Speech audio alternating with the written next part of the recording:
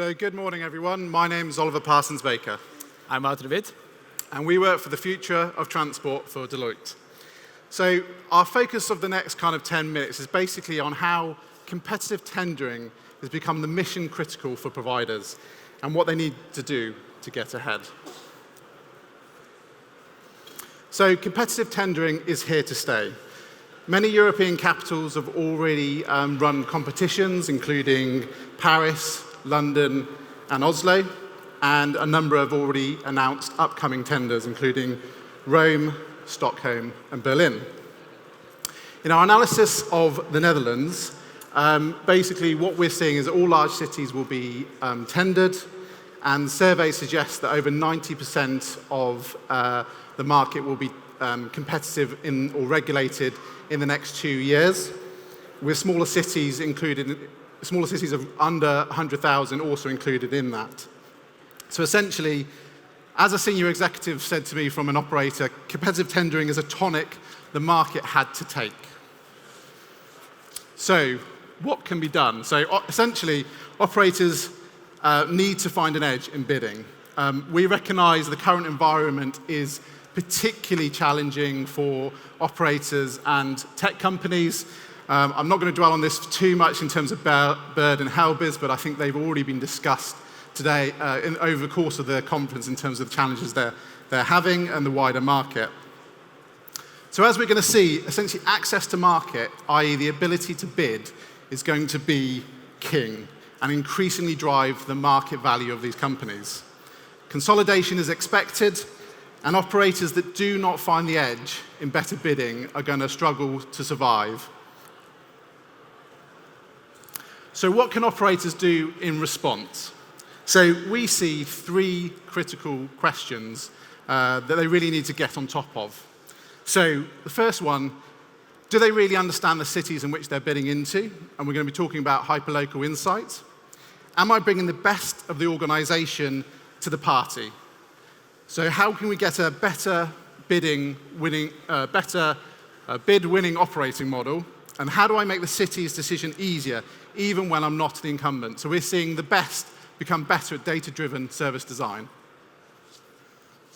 So we think operators need hyperlocal insights to determine where to play and how to win. All city tenders, obviously, in Europe focus on sustainability, safety, parking. But in some cities, sustainability requirements means that you have to come up with a life cycle assessment.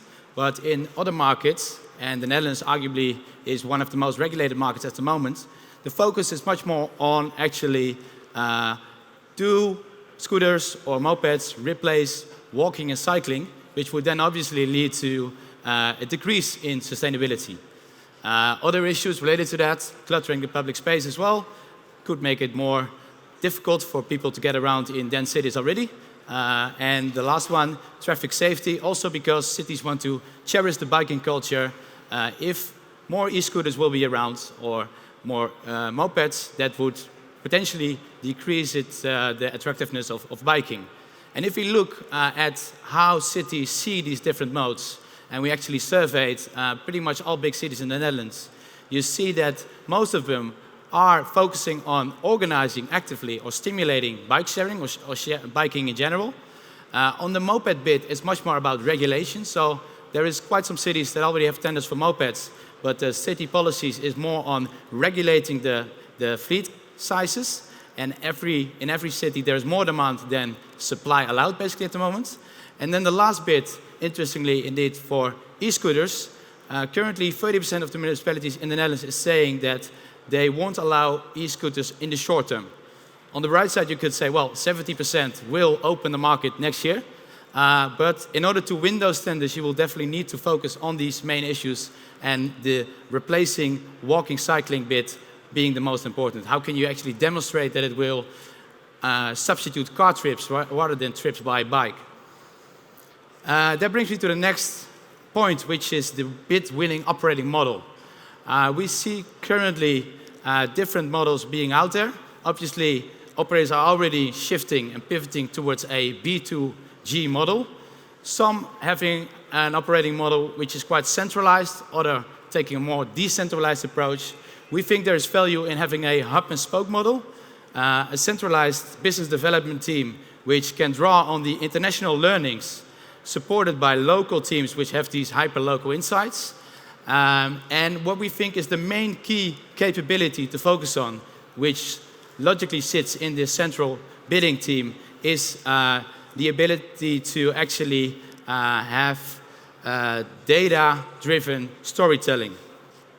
And an example of this is Paris, and actually the dot scooters that were scattered in Paris in 2019, and then together with the municipality, the city of Paris, Dot managed to reduce the scattering and have these vehicles, which are the purple dots on the map, localized mostly around these new micromobility hubs.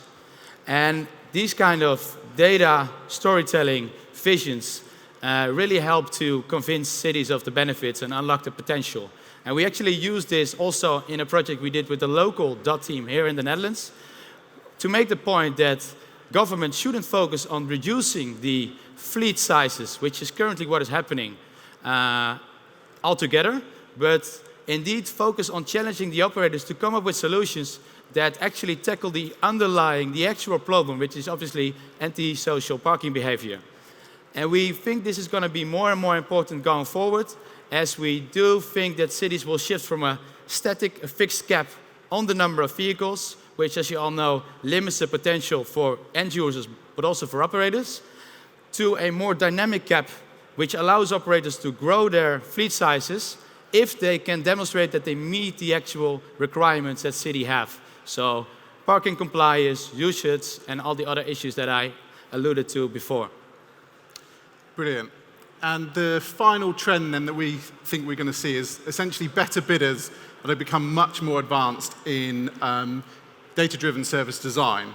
So we expect this to be basically operators demonstrating how they're meeting the cities and government objectives, not just the tender requirements. And basically this is all about bringing to life service design.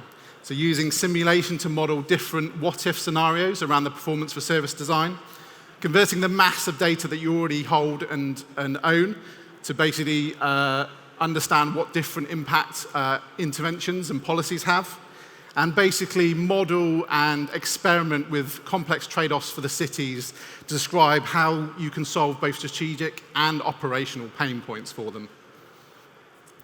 So in summary, basically, friends, the challenge is great, the risk is real, the threat of doing nothing is growing. Every micromobility company is going to be transformed by competitive tendering. Are you ready? Thank you for listening. You've been a great audience, and we'll be around on booth 308 for the rest of the day. Thank you very much. Thanks.